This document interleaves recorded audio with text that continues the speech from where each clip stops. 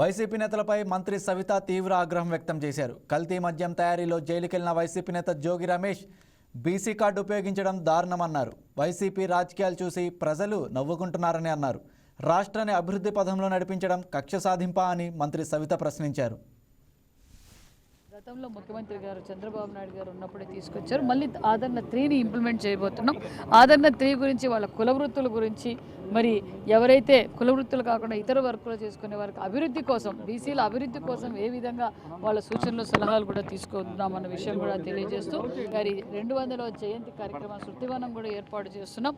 అది కూడా దాని విషయం కూడా డిస్కస్ చేసాం. అదేవిధంగా 34% లోకల్ బాడీ రిజర్వేషన్ మీద కూడా మరి ఒక రూపకల్పన చేస్తున్నాం. దానికోసం కులగణాలు జరగాలి. అంతేకాకుండా డెడికేషన్ కమిషన్ కూడా వేయాలన్న ఆలోచనలో ముఖ్యమంత్రి దగ్గరలో వేయబోతున్నారనే విషయం కూడా తెలియజేస్తూ బీసీలను అక్కన చేర్చుకున్న ప్రభుత్వం కూటమి ప్రభుత్వం అనే విషయం కూడా తెలియజేస్తూ అదేవిధంగా మరి మేము ఇచ్చిన మేనిఫెస్టోలో మరి ఏ విధంగా అయితే ఎన్నికల సమయంలో మేనిఫెస్టోలో చెప్పామో ఒక్కొక్కటిగా నెరవేర్చుకుంటూ వస్తున్నాం. ఒక పక్క సూపర్ 6 పథకాలు అమలు పరుస్తూ మరి బీసీలకు ప్రత్యేకంగా చెప్పిన వడ్డర్లు కావచ్చు, సగరులు కావచ్చు, రజకులు కావచ్చు, మరి చేనేతలు ఉచిత కరెంటు కూడా దగ్గరలో ఇవ్వబోతున్నాం అన్న విషయాన్ని కూడా గతంలో మరి మీరు ఎప్పుడూ చూడని విధంగా బడ్జెట్ కూడా బీసీలకు అధికంగా కేటాయించిన విషయం మీకు తెలుసు.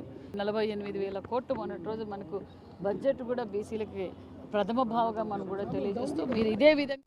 Please subscribe to YK TV Network. Please subscribe to YK TV. Please watch YK News. Don't forget to subscribe YK News channel.